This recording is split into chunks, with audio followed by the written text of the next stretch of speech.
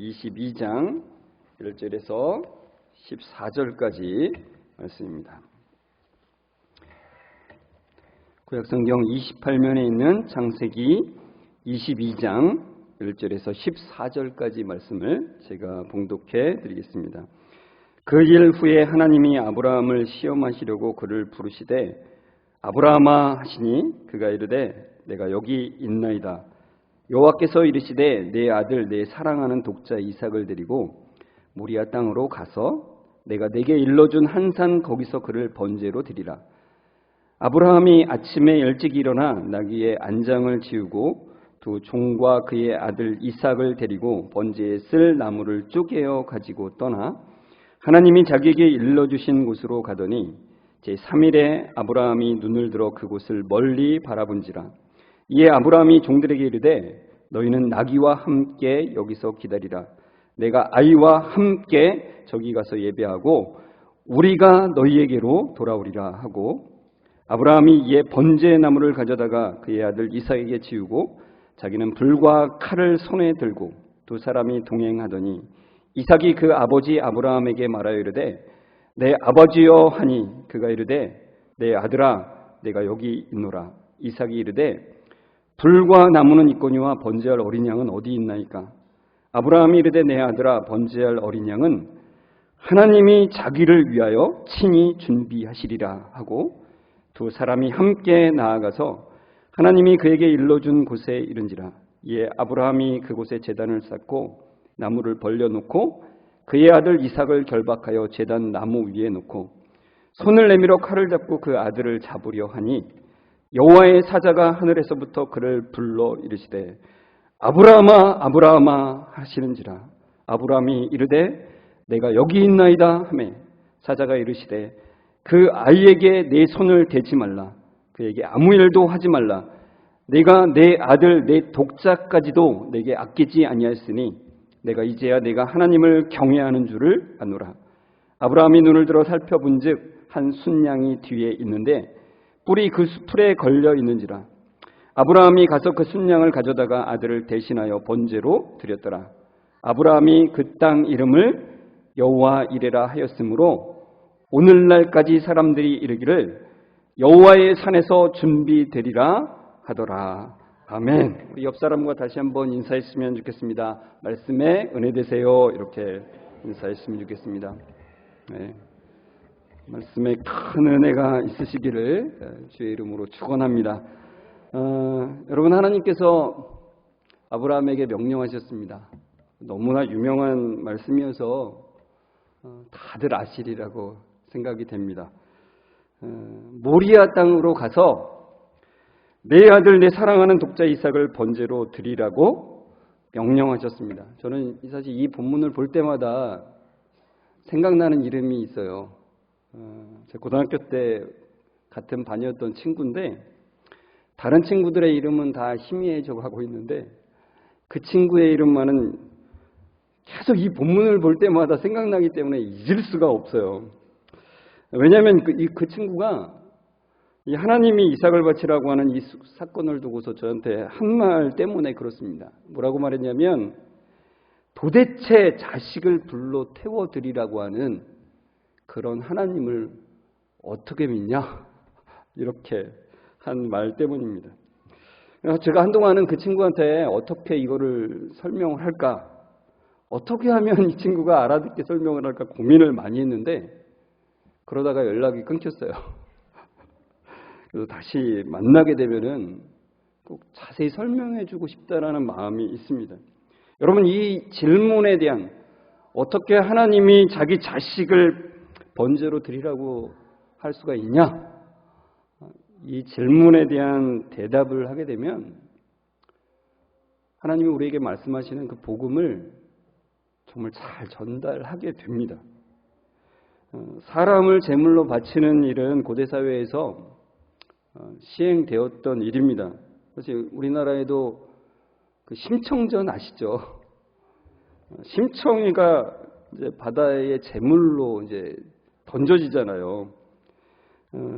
바다에 이제 배가 자주 이제 침몰하게 되니까 사람들이 그 바다의 신에게 이제 제물을 바쳐서 안전함을 확보하고자 하는 이제 그런 제물인 거죠.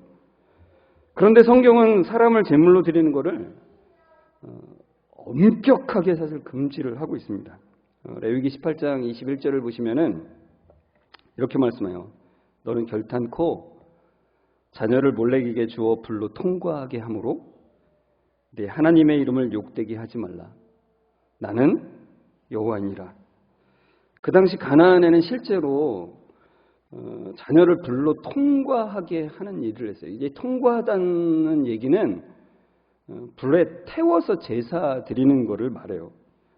특히 이제 몰렉이라고 하는 신에게 바쳤는데 그 앞에 그림을 보시면은 이제 그 제물을 드리는 자가 자기 아이를 이제 자식을 이렇게 안고 이렇게 들고 있는 거예요. 그리고 그 몰렉 신상의 그 손이 이렇게 벌려져 있는데 그 밑에 불을 떼는 거예요. 그러면 이제 몰렉의 그 신상의 손이 달궈지잖아요. 그 위에 아이를 놓는 겁니다. 그러니까 얼마나 사실 이게 잔인한 일입니까? 우리 좀 상상을 할 수가 없는 일이죠. 그런데 왜 자식을 드리냐면 자식보다 소중한 게 없거든요. 그러니까 가장 소중한 것을 드려서 신을 감동하게 하는 거예요. 그래야만이 그 신이 소원을 들어주니까 그렇습니다. 실제로 열왕기하 3장에 보면은 모압 왕이 전쟁에서 질 위기가 이제 닥치자 자기의 왕위를 이을 첫째 아들을 불 가운데 지나가게, 그러니까 불에 번제로 드리는 일을 하게 돼요. 그러니까 가장 소중한 것을 드려서 전쟁의 승리를 확보하겠다는 거죠. 근데 하나님은 이것을 엄격하게 금지를 하셨다는 겁니다. 그렇게 하는 것은 뭐라고 말씀하세요? 하나님의 이름을 욕되게 하는 것이라래요. 하나님의 이름을 더럽히는 것이라고 분명하게 말씀하는 겁니다. 여러분, 하나님을 믿는 것은 세상 종교와는 달라요. 그런데 여전히 사실은 우리가 세상 종교를 믿던, 세상 종교를 생각하던 것으로 하나님을 믿는 그런 습성이 남아있는 경우가 많죠. 여러분, 그 세상의 종교는 사실은 정성을 들여서 복을 얻는 것이 그 기본적인 것입니다. 근데 성경은 우리가 하나님께 정성을 들여서 감동을 시킬 수 있는 모든 것을 상실했다는 것을 인정하라는 게 성경 말씀이에요. 무슨 얘기인지 아시겠습니까? 우리가 어떠한 정성을 들인다 할지라도 하나님을 감동시킬 수 없다. 그게 성경의 전제예요. 그러니까 우리가 하나님을 감동시키는 것이 아니라 하나님이 우리를 감동시키셔서 하나님의 구원을 이루신다는 게 성경의 핵심 메시지라는 거예요. 그러니까 착각하시면 안 됩니다. 그러니까 여러분, 사랑하는 독자 이삭을 번제로 드리라고 하신 이 말씀에는 굉장한 의미가 사실은 담겨 있다는 거죠. 그냥 표면적인 게 아니라 거기에 무언가 굉장한 것이 담겨 있다는 것을 말씀하고 있다는 것입니다. 창세기 22장 1절에 이렇게 말씀하죠. 그 일 후에 하나님이 아브라함을 시험하시라고 그를 부르시되 아브라함아 하시니 그가 이르되 내가 여기 있나이다. 이삭을 제물로 드리라고 하신 그 명령의 이유를 우선은 이렇게 볼 수 있습니다. 그를 시험하시기 위함이라고 말씀하죠. 여러분, 시험은 이제 사탄이 미혹하기 위해 하는 시험이 있습니다. 그것은 우리를 쓰러뜨리려고 하는 시험이죠. 늘 깨어 있어야 됩니다. 그래서 늘 시험이 우리를 기다리고 있어요. 사단은 우리의 약한 부분을 너무나도 잘 알고 있기 때문에 늘 호시탐탐 문에 웅크려 있으면서, 가인에게 우리가 그때 말씀 보았죠. 문에 웅크리고서 먹잇감을 찾는 것처럼, 먹잇감을 노리고 있는 것처럼 우리를 노리고 있어요. 그러나 하나님께서 그의 자녀들에게 주시는 시험은 이와 같지가 않습니다. 우리를 쓰러뜨리려고 하는 시험이 아니라 우리를 세우기 위한 시험이라는 것입니다. 시편 26편 2절 같이 한번 읽어볼까요? 시작. 여호와여 나를 살피시고 시험하사 내 뜻과 내 양심을 단련하소서. 하나님은 그의 자녀들을 시험하셔서 쓰러뜨리려고가 아니고 탈락시키시려고 아니고 떨어뜨리려고가 아니고 그의 자녀들을 단련하시기 위함이에요. 그의 자녀들을 세우시기 위해서 그렇게 하십니다. 그러니까 더욱더 하나님의 뜻을 알게 하셔서 하나님을 더욱더 신뢰하는 자리로 이끄시기 위한 시험이에요. 더욱더 하나님의 크신 계획을 보게 하셔서 하나님의 눈으로 세상을 바라보게 하기 위함이라는 것입니다.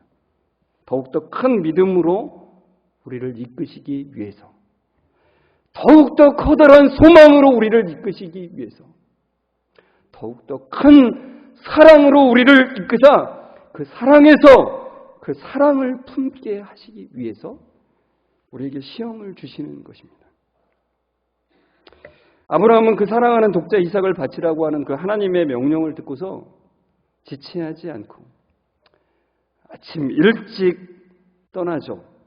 22장 3절에 보면 아브라함이 아침에 일찍이 일어나 나귀의 안장을 지우고 두 종과 그의 아들 이삭을 데리고 번제에 쓸 나무를 쪼개어 가지고 떠나 하나님이 자기에게 일러주신 곳으로 가더니 이렇게 말해요. 그러니까 두 종과 아들 이삭을 데리고 번제로 쓸 나무를 쪼개어서 가지고 떠납니다. 근데 마음에는 복잡하겠죠. 그렇지 않습니까? 아무런 생각이 안 든다면 그건 사람이 아닌 거죠. 그죠? 어떻게 될지를 모르는 거예요. 상황이. 근데 아브라함에게는 이삭이 어떤 존재입니까? 100세의 아들을 얻었어요. 못 얻을 줄 알다가 하나님의 그 전지전능하심으로 그 아들을 얻었죠. 그 100세의 아들은 얻은 아들이니까 얼마나 애지중지하겠습니까? 제가 몇 살에 첫 아이를 낳았는지 제가 말씀드렸나요? 41살에 첫 아이를 낳았습니다. 이 40대 이제 아브라함 시대와는 조금 다릅니다. 아브라함은 이제 지금보다 수명이 좀 긴 때였는데 아무튼 지금 40대의 아이를 이제 저 때만 해도 아무튼 대부분의 이제 동기들이나 친구들 같은 경우는 다 30대에 다 많이 키운 상태인데 이제야 40살이 넘어서 이제 첫 아이를 낳으니까 할아버지가 손자를 그 키우는 그 마음이 어떤 건지를 제가 알면서 키웠습니다. 그러니까 무조건 좋은 거예요. 얼마나 귀한지 몰라요. 근데 그런 아들이에요. 아브라함이 그 이삭에 대한 마음은 그런 거죠. 그 무엇과도 바꿀 수 없는 자식이 아니겠습니까? 그런데 그런 아들을 데리고 번제로 드리라고 하는 명령에 이제 순종하면서 지금 가고 있는 거죠.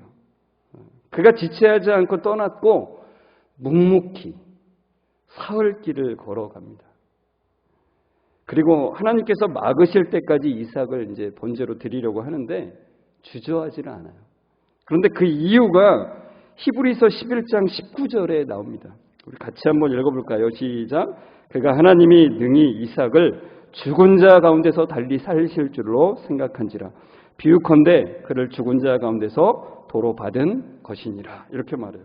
바로 하나님이 능히 이삭을 죽은 자 가운데서 다시 살리실 줄 알기 때문에 그렇게 갔다는 거예요.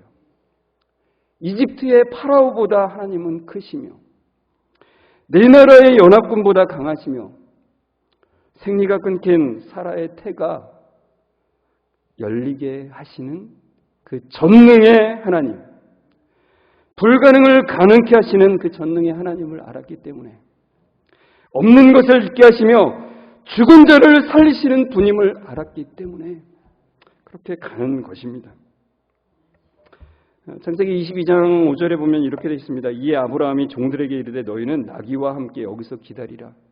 내가 아이와 함께 저기 가서 예배하고 우리가 너희에게로 돌아오리라.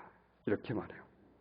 그러니까 아브라함이 이제 모리아산 아래에서 이제 종들에게 기다리라고 이제 말할 때, 그때 아브라함은 이삭과 함께 올라가서 예배한다고 하고, 이제 다시 돌아오는 말에도 히브리어 언어상에도 분명하게 언급이 되어 있어요. 1인칭 복수형을 쓰고 있습니다. 우리가 너희에게로 돌아오리라.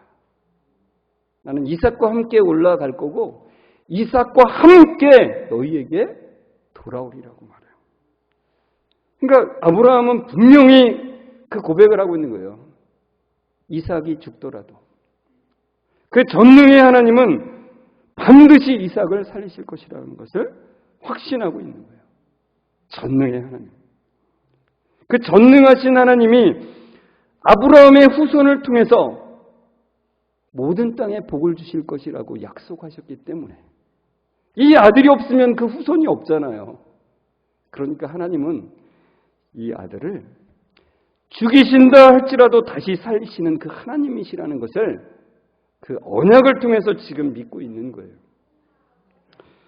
그러니까 아브라함은 이제 하나님의 그 생명을 건 약속, 그러니까 그게 언약이죠. 그 언약을 붙듭니다.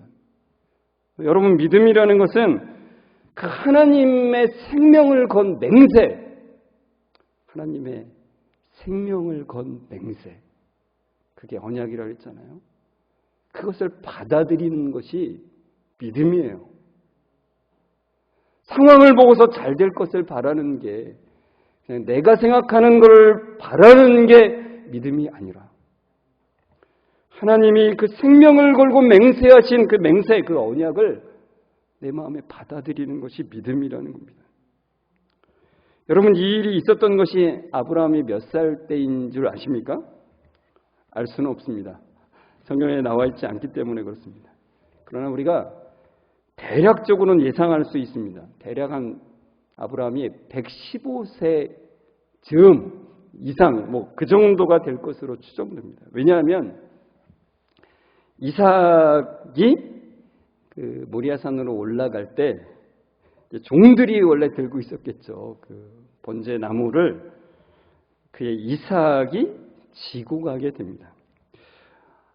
너무 어린 나이였다면 아마 아브라함이 그러지 않았을 것을 충분히 예상할 수가 있죠. 그러니까 최소한 이때의 이삭의 나이는 청소년 나이의 이상이 됐을 것으로 추정할 수가 있어요. 그런데 이때의 이삭의 나이가 의미하는 바가 참 크다는 거죠. 어떤 의미에서요? 창세기 22장 9절에서 10절을 보면 하나님이 그에게 일러주신 곳에 이른지라 이에 아브라함이 그곳에 제단을 쌓고 나무를 벌려놓고 그의 아들 이삭을 결박하여 제단 나무 위에 놓고 손을 내밀어 칼을 잡고 그 아들을 잡으려 하니, 그렇게 되어 있습니다. 그러니까 아브라함이 이삭을 결박해서 제단 나무 위에 놓을 때에 여러분, 이삭은 얼마든지 뿌리치고 도망갈 수가 있었습니다. 그럴 나이예요. 그러나 이삭은 아무런 저항을 하지 않고 순순히 결박을 당하고 있는 거예요. 여러분, 이 모습 속에서 사실은 우리가 볼 수 있는 그 장면이 있죠. 분명히 그 자리를 피해서 떠나실 수도 있는,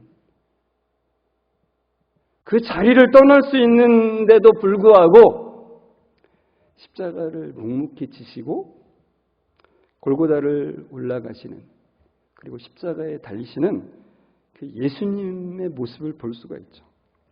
여러분, 그것을 생각하면서 산을 오르고 있는 아브라함과 이삭을 다시 생각해 보면은 참 인상 깊게 이 장면이 보인다는 거예요.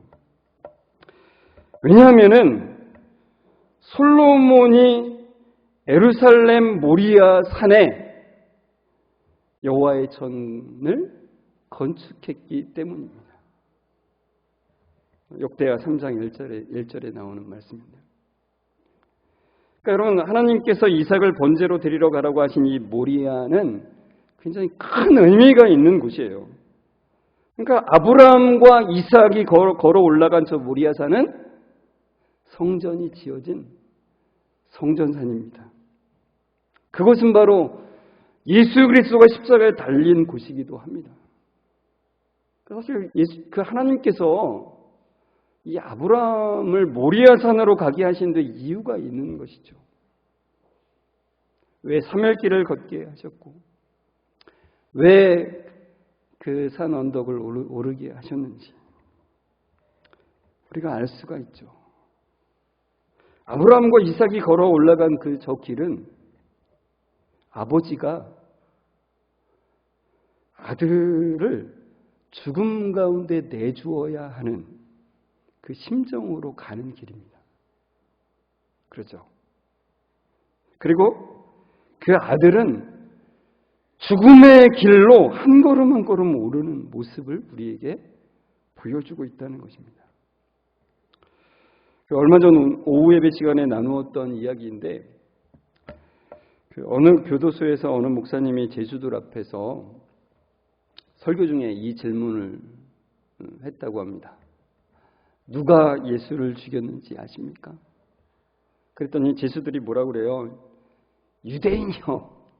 어떤 사람들은 로마 군인들이요. 아닙니다. 그랬더니 빌라도 아닙니까? 아닙니다. 그럼 가룟 유다 아닙니까? 아닙니다. 그럼 도대체 누가 예수를 죽였단 말입니까? 네. 하나님 아버지가 예수 그리스도를 죽였습니다. 그렇게 대답을 한 거예요.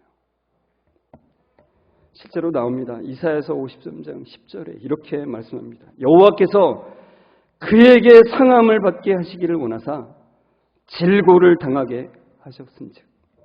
성부 하나님은 성자 하나님이 예수님이 상함 받기를 원하셨어요. 십자가를 지시기를 원하셨어요. 그렇다고 사랑하지 않으셔서 그런 것은 아니라는 것입니다. 그의 백성의 모든 죄에 대한 진노를 그 성자 하나님께 쏟으셨지만 그 순간에 성부 하나님도 역시 고통 가운데 계셨다는 것입니다. 그러니까 여러분 우리는 이 장면에서 볼 수 있는 거예요. 그 아들이 상함을 받게 하기를 원하는 하나님 아버지의 마음을 바라보는 아브라함의 마음을 또한 볼 수 있는 것입니다. 여러분 지금 아브라함은 그 언약을 통해서 하나님이 내 후손을 통해서 이 온 세상에 복을 줄 것이라고 하는 그 놀라운 그 언약을 통해서 이루어지는 구원의 큰 그림을 보고 있는 거예요. 하나님이 보여주시는 것이죠. 그 아들의 죽음이 무엇을 이루어가는지를 아브라함은 지금 보고 있는 것입니다. 하나님이 그것을 아브라함에게 보여주고 계신 거예요. 여러분 결국 이삭 대신에 한 순양이 제물로 드려지죠. 그죠? 22장 14절 보면 아브라함이 그 땅 이름을 여호와 이레라 하였으므로 오늘날까지 사람들이 이르기를 여호와의 산에서 준비되리라. 그 순양이 대신 드려졌지만 우리가 아까 읽었던 히브리서 11장 19절의 말씀처럼 아브라함은 이삭을 죽은 자 가운데서 도로 받은 거예요. 그리스도 안에서 죽고 그리스도 안에서 다시 산 것입니다. 아브라함은 그것을 본 거예요. 여러분 여기 여호와 이레라고 하는 말 우리 되게 잘 알잖아요. 근데 이 이레라고 하는 말은 원래 라라고 하는 히브리어, 라라고 하는 말은 보다라고 하는 뜻이에요. 그러니까 사실은 이 말의 의미는 뭐냐면은 내가 볼 거라는 거예요. 내가 여호와의 산에서 볼 것이다. 무엇을 보나요? 아브라함은 하나님의 생명을 건 그 맹세, 즉 언약을 통해서 하나님의 구원하심을 보고 있는 것입니다. 하나님이 온전히 구원하시는 것을 완전하게 또한 볼 것입니다. 여러분 하나님은 우리에게도 그 언약을 통해서 하나님의 구원을 보게 하세요. 이 말씀을 통해서 여러분은 보셔야 돼요. 물론 아브라함의 순종을 얘기하고 있지만 더 큰 것을 사실은 말씀하고 계십니다. 하나님의 언약을 통해 하나님의 그 구원을 보게 하시는 그것을. 여러분, 어려운 상황 속에서도 눈에 보이는 상황에 좌우되는 것이 아니라 우리는 사실 좌우될 수밖에 없는 인생들이죠. 그러나 그 어려운 상황 속에서도 우리가 그 상황에 의해서 좌우되지 않을 이유, 그 상황에 의해서 우리가 흔들리지 않을 수 있는 그 근거, 그것은 하나님의 그 변함없으신 반드시 이루시는 그 언약을 봄으로, 그 언약을 붙잡음으로 하나님의 구원을 보는 것입니다. 여러분에게 그 놀라운 은혜가 함께 하시길 주의 이름으로 축원합니다. 이 시간에 우리 찬송가 545장 이 눈에 아무 증거 아니 비어도 1절을 부르시는데요. 이 눈에 아무 증거 아니 비어도 믿음만을 가지고서 늘 걸으며 이 귀에 아무 소리 아니 들려도 하나님의 약속 위에 서리라. 걸어가세 믿음 위에 서서 나가세 의심 버리고 걸어가세 믿음 위에 서서 눈과 귀에 아무 증거 없어도 주님이 주시는 그 언약을 통해서 구원을 바라보는 은혜를 허락해 주옵소서라고 하는 마음으로 우리 함께 일어나서 같이 불렀으면 좋겠습니다.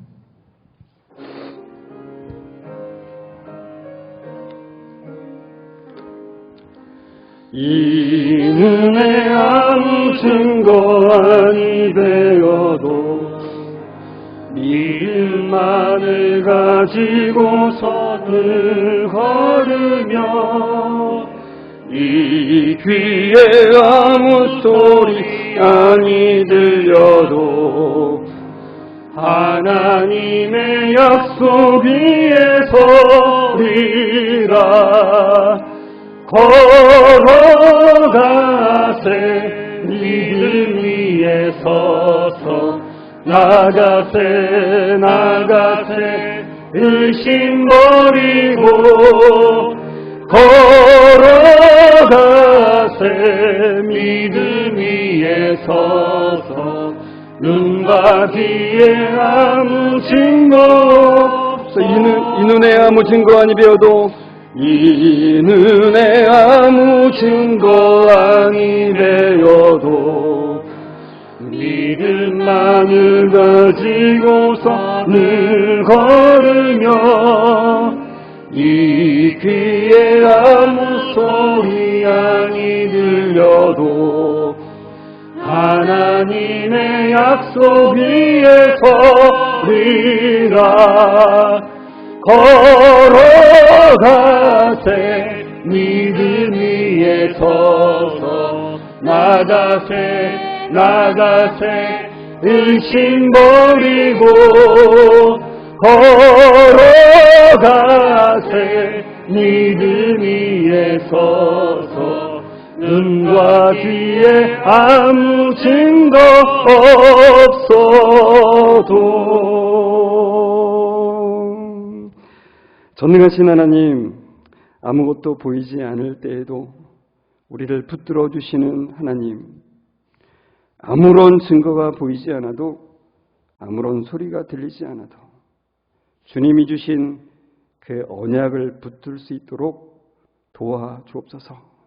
그 언약을 통해 하나님께서 베푸시는 그 구원을 바라볼 수 있도록 은혜를 베풀어 주옵소서. 믿음을 주시고 인내함을 주셔서 말씀 안에서 걸어가는 은혜를 하나님 이 시간도 베풀어 주시고 앞으로의 모든 삶 가운데도 그 은혜를 베풀어 주옵소서. 우리 성도들 한 사람 한 사람 기억해 주시고 한 주간 동안 살아갈 때에 하나님의 언약을 깊이 묵상하며 주님과 함께 걷는 삶이 되도록 크신 은혜로 함께해 주옵소서. 주님께 감사 영광 올려드리며 예수님의 이름으로 기도드리옵나이다. 아멘. 우리 주 예수 그리스도의 은혜와 하나님의 사랑하심과 성령님의 교통하심이 하나님이 주시는 하나님의 생명을 걸고 맹세하신 그 언약을 붙들고 하나님의 구원을 바라보기를 소망하며 나아가는 우리 모든 성도들과 그 가정 위에 지금부터 영원까지 함께 있을지어다. 아멘.